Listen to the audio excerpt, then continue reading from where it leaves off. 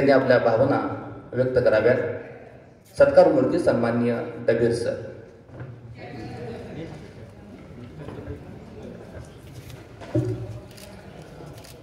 हरिओम.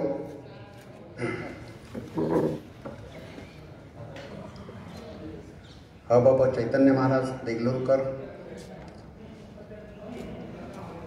आज योग चांगला आहे.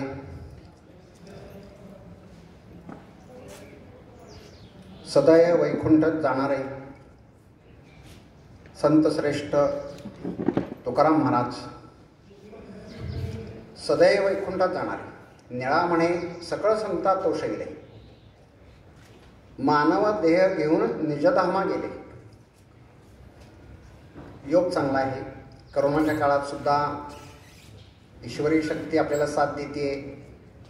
एकही विद्यार्थी बाधित नाही आहे. जे 2-3 शिक्षक बाधित झाले ते करोना योद्ध्यासगळं जिंकून पुन्हा शाळेत आले. आज मला या प्रसंगी 35 वर्ष 6 महिने म्हणजे 35.5 वर्ष नोकरी उद्या पूर्ण होईल. उद्याचा एक दिवस शिल्लक आहे.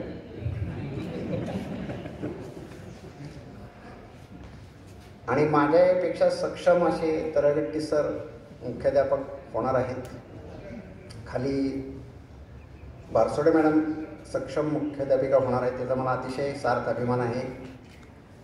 त्यांना माझ्याहीपेक्षा तुम्ही चांगली सहकार्य साथ देणार याच्याबद्दल मला सुद्धा खात्री. सर्वप्रथम मी स्मरण करतो पांडुरंगाचे, रुक्मिणी मातेचे, की ज्याच्या पावन नगरीमध्ये मला सेवा करण्याची संधी मिळाली. खरं तर माझं मूळ गाव सांगोला असल्यामुळं विद्यामंदिरनं मला बोलवलं होतं, पण बोलवायला त्यांनी 1 वर्ष उशिरा केला. मी 1985 साली नोकरीला लागलो आणि त्यांनी मला 86 साली बोलवलं. आणि का कोणास ठाऊक मला असं वाटलं की इतके संत लोक पंढरपुरात यायला धडपडतात, आपल्याला अनायसा नोकरी मिळालेली आहे आणि संस्थेचं मानधन पण आपण थोडंफार दिलेलं आहे. मग आता ते परत मागायचं, पुन्हा तिकडं सेटिंग करायचं, याच्यापेक्षा आहे या ठिकाणी आनंदाने नोकरी करू. आणि हाच निर्णय योग्य झाला की अतिशय आनंदामध्ये 35.5 वर्ष पूर्ण होत आहेत. सर्व आदर्श स्टाफ मला भेटला. सर्व सिनियर्स हे चारित्र्य संपन्न मला भेटले. विद्यार्थी प्रिय होते.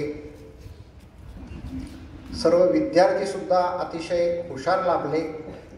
रेल्वे पलीकडचे विद्यार्थी शक्यतो सुशिक्षित पालकाचे, नोकरदार, आपण बरं आपलं काम बरं अशात असल्यामुळं ह्या शाळेला विद्यार्थी परंपरा अतिशय सोबर आहे. खाली कशी शाळा असते ते साक्षात किस्ते सरांना माहिती आहे. विद्यार्थी किती त्रास देतात. मोरे सर अजून खाली गेले नाहीत, पण खालचे विद्यार्थी कशी डोकेदुखी धरती ते लक्षात येतं. तर सर्वप्रथम मी पांडुरंग रुक्मिणी मातेचे चरणी मस्तक ठेवतो. संतांना नमस्कार करतो. ज्या मला आदर्श आई वडील, आई आता 89 वर्षाची असल्यामुळं तिने शुभेच्छा पाठवलेल्या आहेत. ती जर असती कार्यक्रमाला तर तिनंसुद्धा 1-2 गीतं म्हटली असती. म्हणजे तिलासुद्धा जरा आवड आहे. या मुलानो एक गीत असं तिने मला म्हणून दाखवलं होतं की मी जर आले तर हे 2 गीत सादर करेन म्हणून. फक्त विद्यार्थ्यासमोर होत नसल्यामुळे तिलाही जरा दुःख होत होतं की विद्यार्थ्यासमोर जरा झाला तर चांगला वाटतं. ज्येष्ठ बंधू उपस्थित आहेत. एक ज्येष्ठ भगिनी डोंबोलीमधनं तिनं शुभ संदेश पाठवला. धाकटी बहीण विश्रामबागला असते, तिने या कोरोनामुळं शुभ संदेश पाठवला. सर्वांचं थोडंसं आता कसं आहे आढावा घेतो. मी जे उभा आहे इथं ते आभार, कृतज्ञता आणि तुम्ही दाखवलेल्या प्रेमाबद्दल, ज्याला आपण म्हणतो की एक ऋण मानण्यासाठी उभा आहे. सर्वप्रथम मी पंचरत्न संस्थाचालकांच्या ऋणी आहे की ज्यांनी मला निवड केली. 1985 साली त्यावेळेस मी मांजरी हायस्कूल मांजरीला शिक्षक म्हणून कार्यरत होतो. मांजरी हायस्कूल मांजरी ते PS कुलकर्णी सरांची शाळा होती. म्हणजे मी PS कुलकर्णी सरांच्या शाळेतच होतो. आणि तिथं जरा संस्थेमध्ये त्या संस्थेमध्ये जरा थोडेसे वाद झाल्यामुळं मी भावाला म्हटलं, अरे वाद सारखे चालू आहेत, मला कोर्ट कचेरीत बोलवत आहेत, काय करतो म्हटलं, चांगली शाळा निवड. मग चांगली शाळा निवड म्हटल्यानंतर त्यावेळेस मी आजोळी राहत होतो, दारुलकर होळकरवाड्यापेक्षा आमचं आजोळ आहे, आईचं माहेर. तर तिथं मला माझ्या अगोदरचे जे सिनियर शिक्षक होते येरटीकर, ते श्रीकृष्ण मंदिरापाशी मला गाठ पडली. मी आजोळी राहत होतो त्यावेळेस. मग तो माझा दोस्त होता, कारण तो पूर्वी सांगोल्याला राहिला होता. म्हटलं, काय सुनील, तू चांगल्या शाळेत आहे म्हटलं, आम्हाला खेडेगावात पाठवलं. ते म्हटलं तू पण ये. मी म्हटलं जाहिरात नाही, काही नाही, त्याची गरज नाही म्हटलं, अगोदर संस्थाचालकांना तू भेट, तुझं होऊन जाईल काम. आणि मग भातलवंडे सरांच्या मदतीनं संस्थाचालकांना भेटलो, सर्वांनी माझी निवड केली.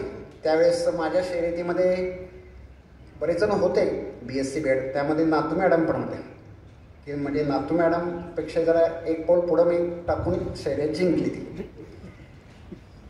आणि अतिशय आदर्श असे ते सगळे मूळचे जे संस्थाचालक लाभले, तिने अतिशय माझ्यावरती प्रेम केलं. दुसरी फळी माझ्यावरती प्रेम करते. आता तिसरी फळीसुद्धा सदस्य झालेली आहे, तीसुद्धा माझ्यावर निश्चित प्रेम करते ह्याची मला खात्री आहे. आभार यामध्ये आईवडिलांचे तर मी ऋण व्यक्त करणं क्रमप्राप्तच आहे. जे मला सिनियर शिक्षक लाभले, ज्यांनी माझ्यावरती कसं आदर्श राहायला पाहिजे, आदर्श तास कसा घेतला पाहिजे, विद्यार्थ्यांमध्ये कसं आपण हे जे मार्गदर्शन केलं, ते MG भाळवणकर सर असतील, वकील सर असतील, नाना कुंभार असतील, अनेक शिक्षक आहेत की ज्यांनी मला अतिशय प्रेमाने त्यावेळेस मार्गदर्शन केलं. सायन्स गणितचं असल्यामुळं त्यांचं सायन्स गणितशी माझा संबंध जास्त आला. आणि क्रीडा शिक्षक झाल्यानंतर मग क्रीडा शिक्षकामध्ये जुने पवार सर, श्रीदी पवार सर, जुने पवार सर, ओळेकर सर, त्यानंतर ओवाळ सर यांच्याबरोबर मी काम केलं, उपळकर सरांबरोबर. आणि महाराष्ट्रात ज्यावेळेस कबड्डी टीम पहिली आली त्यावेळेस मला सुद्धा खात्री वाटली की आपण काहीतरी चांगलं काम करतोय. बऱ्याच वेळा काय वाटतं की आपण जे काम करत असतो त्याचं काहीतरी रिझल्ट मिळाले म्हणजे बरं वाटतं. जसं मी SP सर सकाळी म्हटले की 1985 साली मी नोकरीला लागलो, त्यावेळेस ऑक्टोबर महिना होता. आणि 86 जूनला लगेच मला 10वी अ वर्ग शिक्षक केलं डायरेक्ट. खालच्या शाळेमध्ये 8वी 9वी 10वीला शिकवायला 15-20 वर्ष जवळजवळ जात होती. इतकं ते घटवून घ्यायचे आधी 5वी 6वीलाच. तसं वर आम्हाला चान्स लवकर मिळाला. आणि मी ठरवलं की आपल्या 10वी अ ची जर मुलगी सायन्सला प्रथम आली तर आपण चांगलं शिकवते समजायचं, कारण त्यावेळेस शिकवणीचं एवढं फॅड नव्हतं. आणि सुदैवाने माझ्याच वर्गातली पहिली मुलगी आली आणि मला कॉन्फिडन्स आला की आपण वर्गासोबत चांगलं शिकवू शकतोय. मैदानात तर मला चांगलं शिकवता येतं असं एक कॉन्फिडन्स होताच पहिल्यापासून. आणि आनंदामध्ये हे 35 वर्ष जात असताना ज्या ज्या शिक्षकांनी सकाळ सत्र दुपार सत्रांनी सहकार्य केलं, सर्व क्लार्कनी मला सहकार्य केलं, सेवक वर्गाने मला अगदी मोठ्या भावाप्रमाणे माझ्या आज्ञा ऐकल्या, या सर्वांचं मी ऋण व्यक्त करतो. आता या प्रसंगी ऋण व्यक्त करणं, आभार मानणं सर्वांचं हे मी क्रमप्राप्त ठरवतो. 19 वर्ष मी सांगोला पंढरपूर केलं, त्यामुळं कंडक्टर आणि ड्रायव्हरचं मी आभार मानतो की कुठल्याही थांब्याला न थांबता वेळेवरती गाडी आणली कंडक्टरनी आणि अपघात न करता ड्रायव्हरनी व्यवस्थित चालवली. तर कंडक्टर आणि ड्रायव्हरचे मी आभार मानतो की ज्यांनी माझी सर्व्हिस बरोबर बेल पडायच्या आत शाळेत असायचो मी. ते सगळं श्रेय कंडक्टर आणि ड्रायव्हरला जातं. आणि वडील माझे थोडासा उल्लेख आला की वडील माझे डॉक्टर होते आणि अतिशय चांगली प्रॅक्टिस त्यांची चालत होती. पण त्यांना राजकारणामध्ये जावं वाटलं. जनसंघाचे अध्यक्ष झाले, आताचं PJP. त्यानंतर ते व्हाईस प्रेसिडेंट झाले सांगोल्याचे. त्यांची आणि अटल बिहारी वाजपेयींची चांगली मैत्री होती, कारण पूर्वी जो जनसंघ पक्ष होता अतिशय छोटा होता, तुच्छतेने बघत होते काँग्रेसवाले. पण त्याच काँग्रेसवाल्याला आता काय वेळ आली तुम्ही पाहिलंच आहे. म्हणजे मला म्हणायचं आहे काय की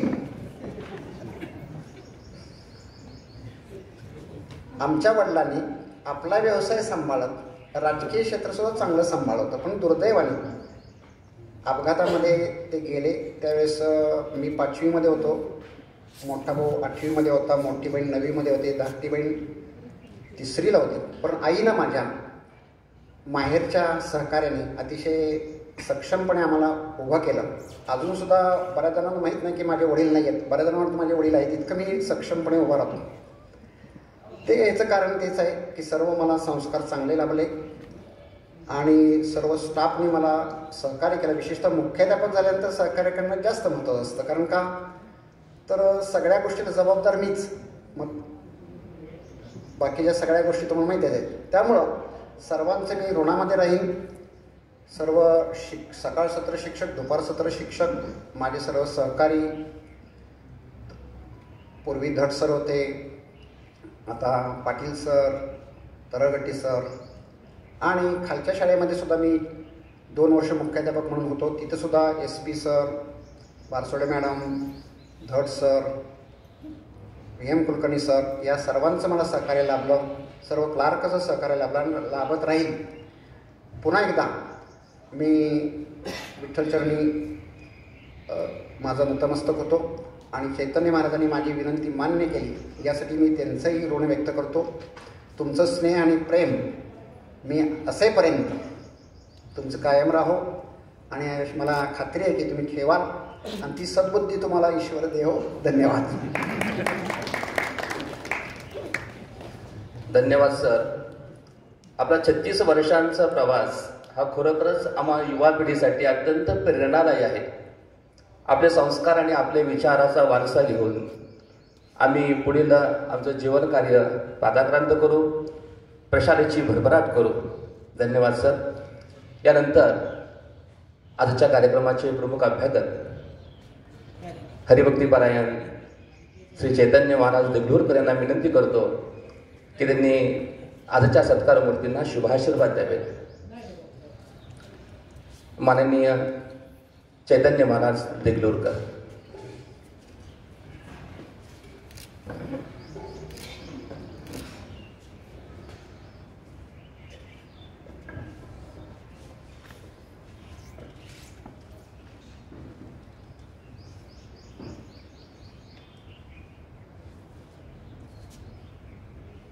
सेवे लागी सेवक झालो,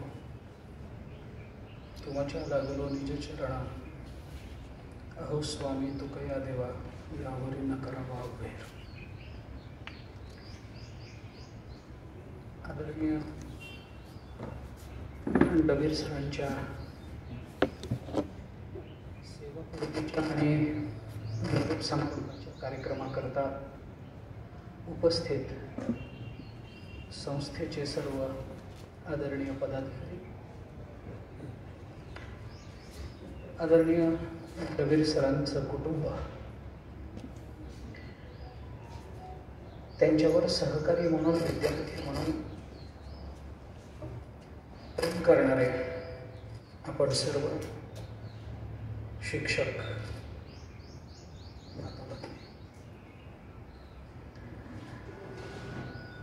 डबीर सरांच्या निरोप समारंभाच्या कार्यक्रमाकरता आपण एकत्रित आलेलो आहोत आणि पटवर्धन सरांच्या सूचनेनुसार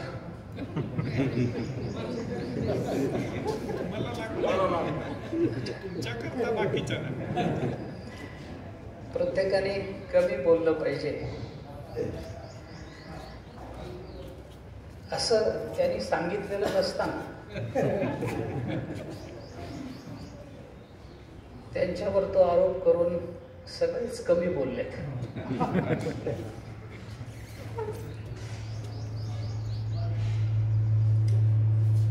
खरं म्हटलं तर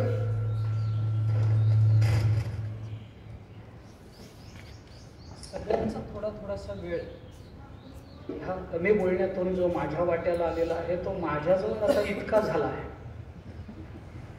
की श्रोत्यांना अशी भीती वाटते की मी आता किती वेळ बोलेन. ही गोष्ट खरी आहे की अशा कार्यक्रमामध्ये खूप बोलावंसं वाटतं, अनेकांना बोलावंसं वाटतं. परंतु डबीर सरांसारखी काही व्यक्तिमत्व अशी असतात की ज्यांच्याबद्दल सहकारी किंवा शिक्षक वृंदातून जे कोणी बोलणारे वक्ते असतात त्यांना कितीही बोललो तरी आपण अजून थोडंसं बोलायला पाहिजे होतं असं वाटत राहतं.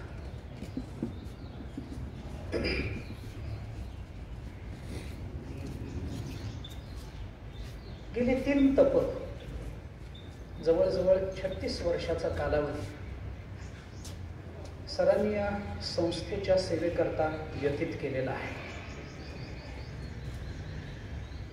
अनेक सुखदुःखात्मक प्रसंग जीवनामध्ये भावनिक दृष्टीने येणारा चढ उतार आणि या सगळ्यातून पार पडून आपल्या सेवापूर्तीचं अंतःकरणात लाभलेलं एक आंतरिक असं समाधान या सगळ्याच्या उंबरठ्यावर आता सर्व आहेत. एका बाजूला आतापर्यंतच्या सेवेतून जी मनाला शरीराला लागलेली सवय आहे आणि सेवावृत्तीचा जो आनंद आहे त्या आनंदाला उद्यापासून किंवा परवापासून आपण पारखे होणार आहोत. ही एका बाजूला चुटपुट आहे आणि दुसऱ्या बाजूला उद्यापासून एक असं स्वातंत्र्य आपल्याला प्राप्त होणार आहे की जिथे वेळेचं बंधन नाही आहे, जिथे कुणाचं वचक नाही आहे, जिथे कुणाच्या अंकित न राहता आपल्याला काम करता येणार आहे. आणि आतापर्यंत ज्या सुप्त आणि शांत रूपामध्ये ज्यांनी आपल्याला पाठिंबा देत इथपर्यंत आणलेलं आहे त्यांच्याकरता देण्याकरता आपल्याकडे भरपूर वेळ आहे. अशा एका वेगळ्या भूमिकेमध्ये दोलायमान अवस्थेमध्ये आता सर्व आहेत. मी या क्षणाला सर असं म्हणतो, परंतु या अवस्थेमध्ये राहण्याच्या बाबतीत आपल्याला SP सर थोडे सिनियर आहेत, कारण त्यांच्या सेवानिवृत्तीचा कार्यक्रम सकाळी झाला आहे म्हणून आतापर्यंत त्यांना झालेली सवय आपल्यापेक्षा थोडीशी वरिष्ठ ठरली. मी ऐकत होतो भाषण.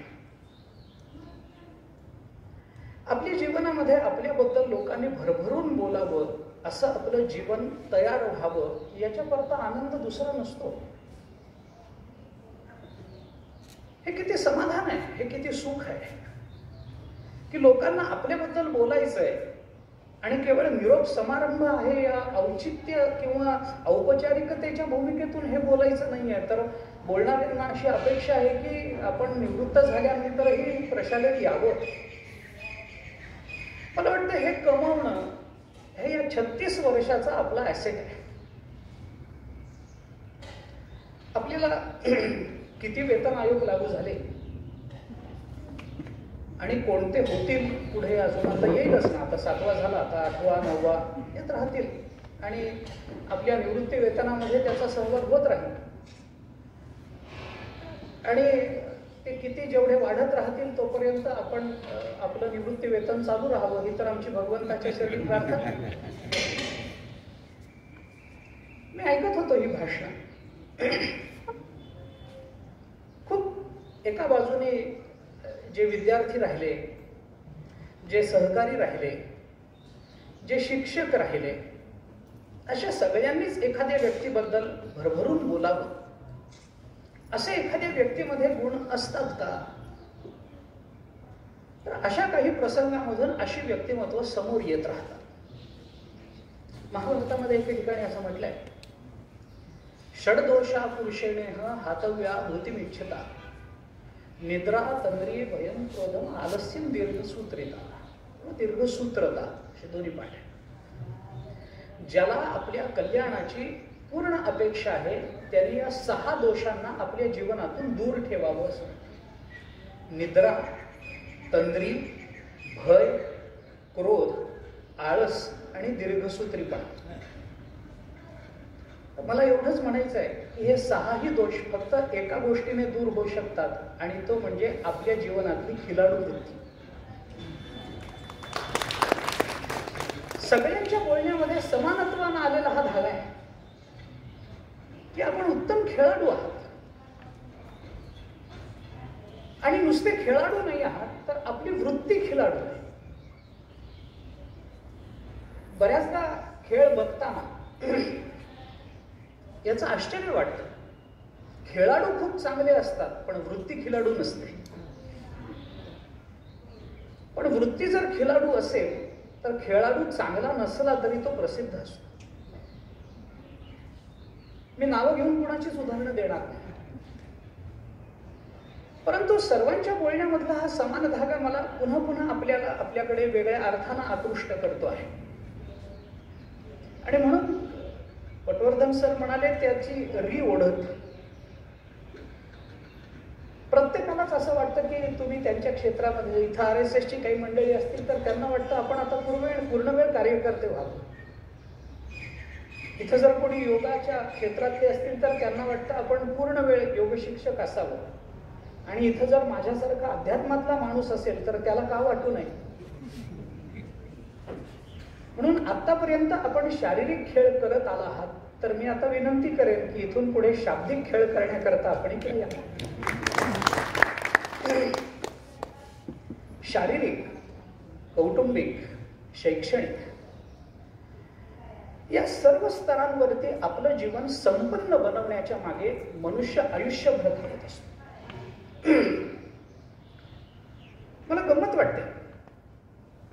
आमच्या परमार्थात एक नियम आहे आणि तो पारमार्थिक नियम आहे. तो कोणत्या क्षेत्रात लावायचा हे कदाचित मतभेदाचं कारण असू शकेल किंवा व्यक्तिपरत्वे त्याचा वेगळा विचार होऊ शकेल. म्हणजे ते फिजिक्समध्ये ठेवायचं का मेटाफिजिक्समध्ये ठेवायचं, भौतिकात लावायचं का अधिभौतिकात न्यायचं, हा कदाचित मतभेदाचा मुद्दा असू शकेल. परंतु नियम असा गमतीचा आहे. मी सांगतो ते कदाचित विज्ञान क्षेत्रामध्ये काम करणाऱ्या अनेकांना पटकन पटेल आणि अनेकांना ते खटकेल, पण तरी सांगतो. गंमत अशी असते की आपल्या जीवनातलं साध्य जेव्हा आपण प्राप्त करून घेण्याची धडपड करत असतो तेव्हा त्या साध्याच्या प्राप्तीकरता निवडलेलं साधन हे बहुतांश वेळेला त्या साध्याच्या विपरीत स्वभावाचं किंवा विरुद्ध स्वभावाचं असतं. असा एक नियम आहे. कसं पटेल मला माहिती नाही, पण मी पटवून देण्याचा एक छोटा प्रयत्न करतो. आपल्याला जे साध्य प्राप्त करून घ्यायचं आहे त्याच्याकरता जी साधनं आपण निवडतो ती साधनं आपल्या साध्याच्या स्वभावाच्या विरुद्ध दिशेने जाणारी असतात. मला वाटतं फिजिक्स याच्यापेक्षा वेगळं बोलत नसेल.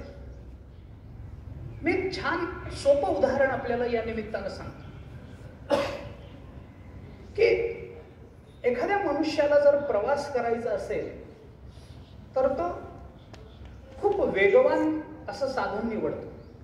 म्हणजे STUV असेल तर त्यातल्या त्यात एक्सप्रेस, त्याच्यापेक्षा रेल्वे बरी, त्याच्यापेक्षा विमान बरं, वगैरे वगैरे. कशा करता प्रवास करण्याकरता अधिकाधिक वेगवान साधन आपल्याकडे असलं पाहिजे. कशा करता तर त्याचं उत्तर एवढंच आहे की लवकरात लवकर मुक्कामावर पोहोचण्याकरता. अगदी सरळ आहे, साधं आहे. लवकरात लवकर मुक्कामावर पोहोचण्याकरता. मुद्दा असा आहे की लवकरात लवकर मुक्कामावर पोहोचायचंय कशा करता. मुक्कामावर लवकर पोहोचण्याकरता साधन वेगवान असावं मान्य आहे, पण मुक्कामावर कशा करता वेगानं पोहोचायचंय तर त्याचं उत्तर एवढंच आहे की तिथे जाऊन निवांत व्हायचं आहे म्हणून. म्हणजे निवांत होण्याकरता वेगाची निवड केली पाहिजे. निवांतपणा हे जर तुमचं साध्य असेल तर त्याच्याकरता वेगवान साधन हे त्याच्या विरुद्ध असणारं साधन आपण निवडत असतो. फिजिक्समध्ये हेच आहे आणि मेटाफिजिक्समध्ये हेच आहे. आपण याचा विचार करून बघा. या सगळ्या स्तरावरती लढण्याकरता किंवा एक तृप्ती येण्याकरता, एक स्थैर्य येण्याकरता मनुष्य अविरत झटत असतो. परंतु दुर्दैवाने होतं काय की या सगळ्या लढण्याच्या प्रक्रियेमध्ये आपण या मधल्या काळात कुठेतरी आपल्या साध्याला विसरून जातो. नेमकं आपल्याला कुठे पोहोचायचं आहे हे करायचं करायचं करायचं, करी ऐसी धावा धावी. तो तुकाराम महाराज म्हणतात तसं धावा धाव धावा धाव धावा धाव करायची, पण कशा करता? आयुष्याच्या शेवटी जेव्हा आपण याचा सगळ्याचा ताळा मांडायला लागतो तेव्हा असं लक्षात येतं की इतकी धावपळ आपण केली, पण त्या धावपळीच्या परिप्रेक्षातून स्वतःच्या जीवनाकडे बघत असताना आपण खरंच तेवढ्या टक्क्यामध्ये समाधान प्राप्त करून घेतलेलं आहे का? आणि मग याची उत्तर शोधताना दुर्दैवाने निवृत्तीचा सगळा कालावधी निघून जातो. मी दुर्दैवाने हा शब्द म्हणून मुद्दाम वापरतो. एका मानसशास्त्रज्ञाने असं म्हटलंय, पाश्चात्य मानसशास्त्रज्ञ, त्याने एके ठिकाणी असं म्हटलंय की माणसाने आपल्या जीवनामध्ये सकाळी उठल्याबरोबर आणि रात्री झोपण्याच्या पूर्वी 2 प्रश्न स्वतःला कायम विचारत राहावे. 2 प्रश्न आहेत, ते कायम स्वतःला विचारत राहावे. पहिला प्रश्न असा आहे की आपल्याला काय करायचं आहे, आणि दुसरा प्रश्न असा आहे की आपण काय करतो आहोत. सकाळी उठल्याबरोबर आणि रात्री झोपण्यापूर्वी हे 2 प्रश्न विचारा. कशा करता?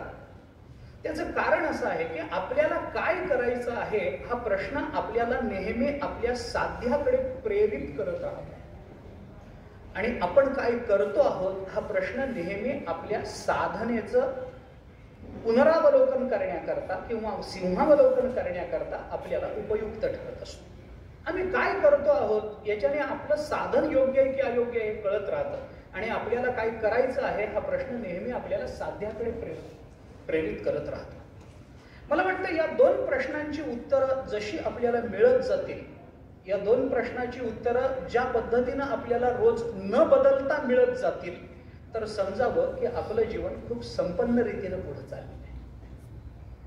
या सगळ्या कालावधीमध्ये खूप चांगले वाईट प्रसंग येतात आणि ते आले पाहिजे, त्याच्याशिवाय जीवन घडणार नाही. मला स्वामी विवेकानंदांचं एक वाक्य आठवतं की आपण स्वीकारलेल्या मार्गामध्ये जर प्रतिबंध खूप येत असतील तर डोळे झाकून असं समजा की आपण योग्य मार्गावर चाललेलो आहोत. ज्या मार्गामध्ये प्रतिबंधच येत नाहीत असे मार्ग स्वीकारायची आपल्याला कधी सवयच नाहीये सर. खो खो असू देत, हुतुतू असू देत, क्रिकेट असू देत, कुणीतरी आपल्याला कधी ना तरी आउट करणारच आहे. ते जर आम्ही स्वीकारलंच नाही मनानं तर खेळ पुढे जाईल कसा? आणि कोणताही खेळ हा आपल्या जीवनाचा एका अर्थाने निदर्शक असतो. त्या अर्थाने आपण खूप खेळत आलाय, आणि हे खेळ चांगल्या चांगल्या लोकांबरोबर ओढवून घेऊन आपण खेळलाय. मला कल्पना आहे, थोडी जी काही कल्पना आहे, सर्वार्थानं नाही, कारण सगळेच बोलत होते.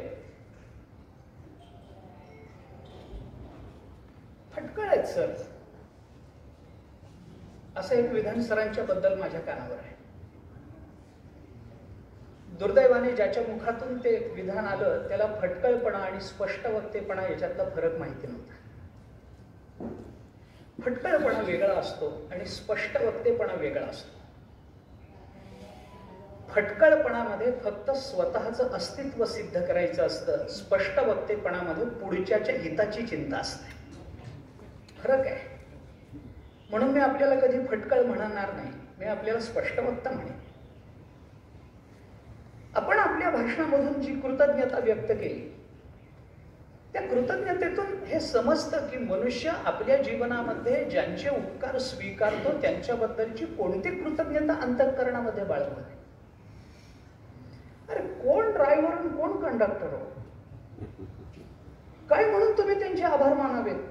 काय संबंध आहे तुमच्या निवृत्तीच्या आजच्या कार्यक्रमाचा? आणि ते कोण आहेत? ते अनभिज्ञ आहेत, ते तुम्हालाही माहिती नाहीत, मलाही माहिती नाहीत, आणि त्यांनाही माहिती नाही आहे की आज त्यांच्या खात्यात काय पुण्य जमा झालं. पण अत्यंत मोठ्या मनानं, उदार अंतःकरणानं त्यांच्या पुण्याचा वाटा आज आपण त्यांच्या खात्यामध्ये टाकून मोकळे झाला.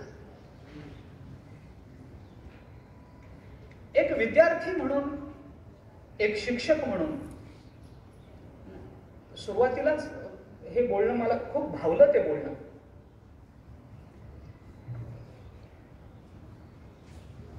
विद्यार्थी प्रिय होण्यापेक्षा शिक्षक प्रिय होणं हे जास्त कठीण आहे, जास्त कठीण आहे. कारण विद्यार्थी गोड बोलण्याला भुलतात, शिक्षक नाही बोलत. मनातले भाव प्रकट झाले की चेहऱ्यावर हास्य फुलतं म्हणतात. माहिती नाही, पण शिक्षक असे बोलत नाहीत गोड बोलण्याने. शिक्षक प्रिय होण्याकरता एक फार धोरणी वृत्ती लागते, एक प्रामाणिकपणा लागतो, एक सचोटी लागते. आणि म्हणून SP सरांचं जे पहिलं वाक्य होतं ते मला पुन्हा एकदा उच्चारावं वाटतं. निर्मळ मन लागतं. तुकोबारायांचा एक अभंग आहे, आज बीजच आहे. तुकोबारायांचा एक अभंग आहे, मोकळे मन रसाळ वाणी याची गुणी संपन्न. आज मला तो अभंग तुमच्याकरता मुद्दाम उच्चारावा वाटतो. मोकळ्या मनाचा माणूस मोकळाच असतो. आडपडदा न ठेवता बोलणारी माणसं या जगामध्ये फार क्वचित दिसून येतात. आणि पटवर्धन सर, हेच कारण आहे की आज तुम्हाला श्रीमंत आणि वाना या दोघांची उणीव असते. आडपडदा न ठेवता समोरच्याचं हित त्याला सांगण्याकरता जे धाडस लागतं आणि समोरच्या माणसाच्या कल्याणाची एक निस्पृहता लागते, ती निस्पृहता सांभाळणं, जतन करणं, वृद्धिंगत करणं आणि ती त्याच निस्पृहतेनं पुढच्या परंपरेच्या हातामध्ये देऊन टाकणं, हस्तांतरित करणं, याच्याकरता जी वृत्ती लागते त्या वृत्तीची माणसं आज दिसत नाहीत. ज्यांनी पाहिली आहेत त्यांनी पुढच्या पिढींना सांगितलं तर आमच्यासारख्यांना ती स्वप्नातली माणसं वाटते. ही संस्था उभी करण्याकरता अनेकांनी प्रयत्न केले. जसं सरांनी सांगितलं की ही संस्था एका व्यक्तीच्या प्रयत्नातून निर्माण होत नाही, ती अशा विद्यार्थ्यातून निर्माण होते, ती अशा शिक्षकांमधून निर्माण होते, ती निस्पृह अशा शिक्षकेतर कर्मचाऱ्यांच्या वृत्तीतून निर्माण होते, ती अनेकांमधून निर्माण होते. आज त्याच्याकरता आपण लावलेल्या हातभाराचा जर कृतज्ञतापूर्वक उल्लेख संस्थेचे पदाधिकारी करत असतील तर निश्चितच आपली कारकीर्द ही उज्ज्वल होती, एवढं अनुमान कोणत्याही चाणाक्ष माणसाला सहज करता येईल. आता खूप मी म्हटलं ना, खूप बोलण्यासारखं आहे, पण पटवर्धन सरांनी सांगितलंय.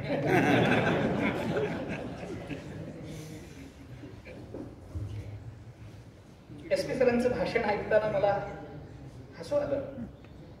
एक मित्र म्हणून एका मित्राचं जे परीक्षण, अत्यंत मोकळ्या मनाचं परीक्षण तेवढ्याच मोकळ्या मनाने करता येणं, हे सुद्धा निखळ मैत्रीचंच एक लक्षण असतं.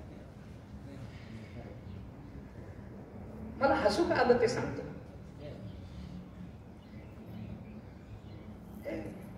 बोलण्यातलं कदाचित बोलण्यातली गंमत असू शकते, पण मला हसू आलं.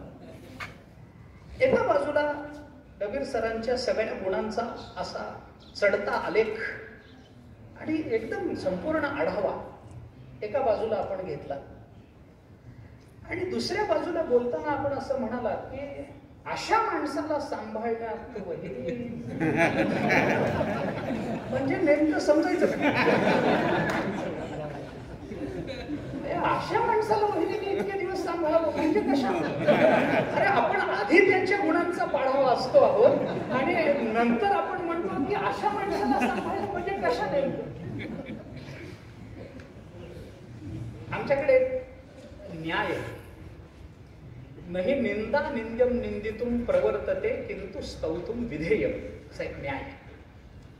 त्या सरळ अर्थ असा आहे की एखाद्या व्यक्तीची निंदा ही त्या व्यक्तीच्या निंदेकरता होत नसते, त्या व्यक्तीच्या सापेक्ष असणाऱ्या दुसऱ्या व्यक्तीच्या गुणगौरवाकरता करावी लागत असते. मला SP सरांचं बोलणं त्या वर्गातलं वाटलं की त्यांना तुम्हाला नावं ठेवायची नव्हती, पण वहिनींचं कौतुक करायचं. कारण तुम्हाला नावं ठेवणं त्यांना शक्य नाही, शक्य नाहीये याचा अर्थ तेही आता निवृत्त झाले. तसं आता पुढे चालून कोणी कुणाला अडवणारं नाहीच आहे, त्यामुळे तो मुद्दाच नाही आहे. पण मित्र म्हणून त्यांच्या नजरेमध्ये आपली निंदा करावी असा एकही दुर्गुण त्यांना सापडला नाही. पण वहिनींच्या कर्तृत्वाला खरोखर सलाम केला पाहिजे. त्याचं कारण मी सांगतो. म्हणजे अशा व्यक्तीला सांभाळणं वगैरे मला म्हणायचं नाही. मला एवढंच म्हणायचं आहे की रागीट माणसाला सांभाळण्यापेक्षा समंजस माणसाला सांभाळणं फार अवघड असतं. माझं म्हणणं पटेल न पटेल, कारण समंजस माणूस आपली दुःख कधीही व्यक्त करत नाही आणि अव्यक्त दुःखाची जाणीव करून घेण्याकरता जी प्रगल्भता लागते ती वहिनींकडे. आणि म्हणून अशा व्यक्तीला सांभाळणं म्हणजे कशा, तर मी माझ्या सोयीने लावलेला अर्थ असा.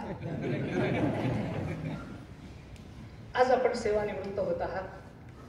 मी तुमच्या भावी जीवनाकरता खूप शुभेच्छा देतो. मी आपल्याला खूप पूर्वीपासून बघत आलोय. पटवर्धन सर म्हणाले हे तासभर कसे बसले आणि त्याच्याकरता मी काय केलं. मी काही केलं नाही, मी काहीही केलं नाही. जर ती ताकद असेल तर ती ज्ञानेश्वरीतल्या शब्दांची आहे, माझी नाही.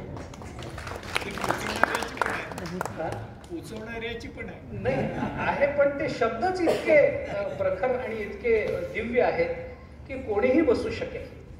आपण आलात तरीही.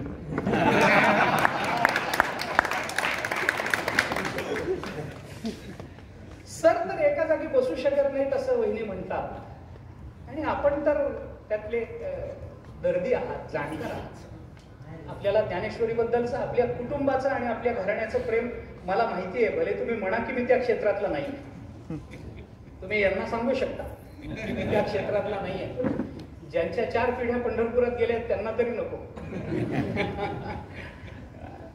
माझे वडील, माझे चुलते हे सगळे आपल्या घरात मोठे झालेले आहेत, मला याची कल्पना आहे. कोणतीही निवृत्ती ही कोणत्या तरी वेगळ्या क्षेत्राचा प्रारंभ असतो असं म्हणतात. तशी आपली निवृत्ती सुद्धा कदाचित आणखीन एका वेगळ्या कोणत्या क्षेत्राचा प्रारंभ होईल. आणि या क्षेत्रामध्ये ज्या पद्धतीनं आपण दैदिप्यमान यश मिळवलं, समाजहिताची कार्य केली, विद्यार्थ्यांना घडवण्याचे अत्यंत चांगले असे उपक्रम राबवले, सहकार्यांना बरोबर घेऊन जाण्याचं जे कौशल्य आणि जी समानता आपण दाखवली, तेच सगळे गुण घेऊन आपण ज्या क्षेत्रात उतराल त्या क्षेत्रामध्ये आपण दैदिप्यमान यश मिळवाल, हा विश्वास या निमित्ताने मी व्यक्त करतो. उद्या रोयगट्टी सर उद्या संध्याकाळी किंवा काय तुमच्या नियमाप्रमाणे जे असेल तसा तो पदभार स्वीकारतील. पण पदभार स्वीकारण्याच्या पूर्वी एखादी व्यक्ती जर आपल्याबद्दल चांगलं बोलत असेल तर त्याच्या मागची 2 कारणं असतात. एक कारण मला जाहीर सांगता येत नाही, पण दुसरं कारण जे संयुक्तिक आणि उचित मला वाटतं ते हे आहे की आपल्या पूर्वी त्या पदावर राहिलेल्या व्यक्तींचं कौतुक करणं, त्यांचं गुणगान करणं, याच्यामधून ती व्यक्ती त्या पदावर बसून जे कार्य करत राहिलेली आहे आणि ज्या गुणांनी ते कार्य करत राहिलेली आहे त्या गुणांना मानून, त्या गुणांच्या मागोवा घेत त्या गुणांच्या मागून जाण्याची वृत्ती असणं, याच्यातच त्या कौतुकाची निर्मिती असते. आणि म्हणून सरांनी सांगितल्याप्रमाणे की तुम्ही दाखवलेल्या मार्गाने आम्ही पुढे जाणार आहोत, हे म्हणणं हे सोपं नसतं. आपण कोणतंही क्षेत्र निवडा, आपली ज्ञानेश्वरीची नाळ तुटणार नाही याची मला कल्पना आहे. आपण आध्यात्मिक क्षेत्रात आलात तरी योगाची आपली नाळ तुटणार नाही याचीही मला तेवढीच कल्पना आहे. 1 तासभर सर ज्ञानेश्वरीला बसतात, ही गोष्ट खरी आहे. शांत बसतात आणि चुळबुळ न करता बसतात, हे खरं आहे.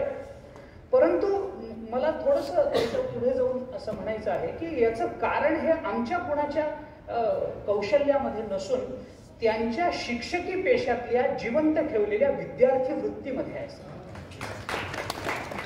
त्यांची वृत्ती अजूनही विद्यार्थी आहे. अजूनही ते ज्ञानेश्वरी ऐकताना मी त्यांच्या चेहऱ्यावरचे भाव बघतो तेव्हा ते इतके उत्सुक असतात, त्यांना ते समजून घेण्याची इतकी लालसा असते की एक शिक्षक निवृत्तीच्या काळामध्ये सुद्धा आपल्या अंतःकरणातला विद्यार्थी मरू देत नाही.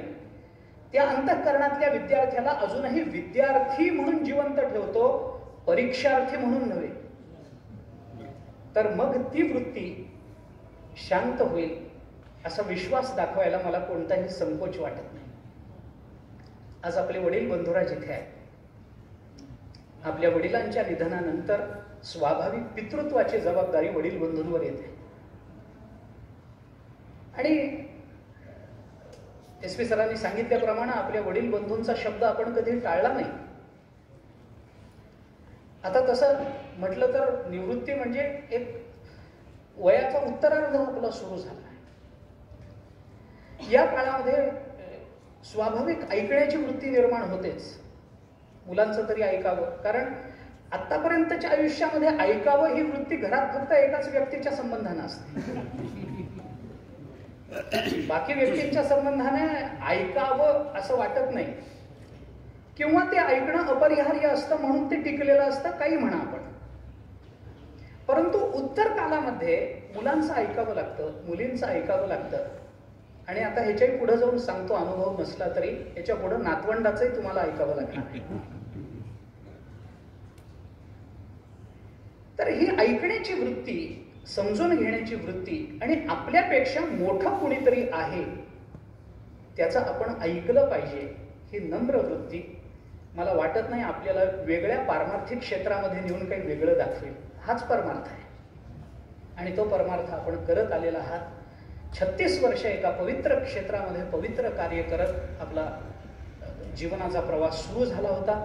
तो एका विशिष्ट टप्प्यावर येऊन आज थांबतो आहे. पण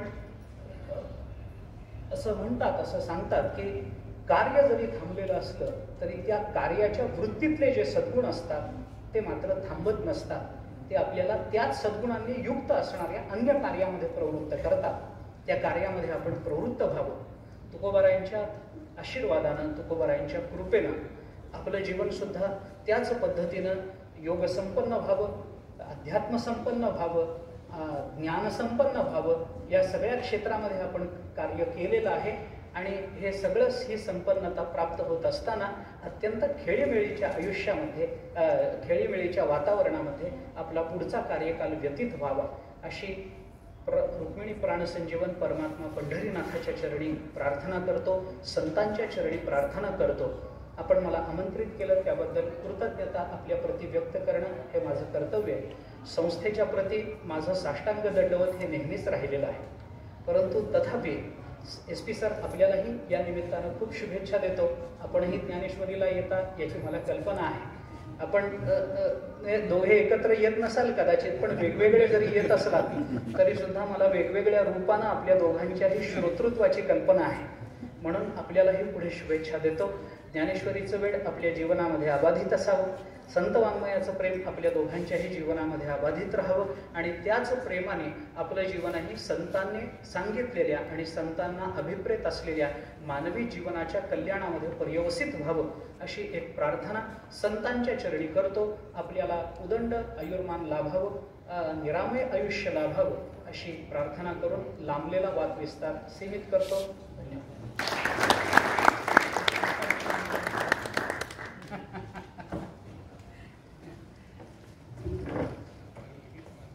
धन्यवाद महाराज.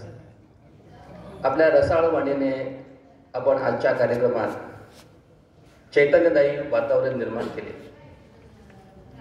अर्थात डबीर सर यांच्या उत्तर आयुष्यात एक प्रकाशाची पहाट निर्माण केली. खरंच अहोधन्य. तुका म्हणे पहा शब्दाची हा देव, शब्दाची गौरव पूजा करू. खरंच महाराज आपल्या वाणीतून आज याची आम्हाला प्रचिती झाली. आयुष्यात साध्य आणि साधन दोन्हीही महत्त्वाचे आहेत. आपल्या मौलिक विचारांनी खरोखरच आम्ही अंतर्मुख झालेलो आहोत. शतशः धन्यवाद. यानंतर प्रशालेचे उपमुख्याध्यापक सन्माननीय तळवटे सरांना मी विनंती करतो की उपस्थित मान्यवरांची ऋण व्यक्त करावे. सन्माननीय तळवटे सर. सहज बोलणे हितोपदेश अशी वाणी असणारे आदरणीय चैतन्य महाराज, संस्थेचे मानस सचिव पटवर्धन सर काका, उपस्थित डबीर सरांचे सर्व कुटुंबीय आणि डबीर सर आणि त्यांच्या सौभाग्यवती. काल बऱ्याच सह्याद्रीने माझ्या सेवा पुस्तकांवरती वगैरे केल्या.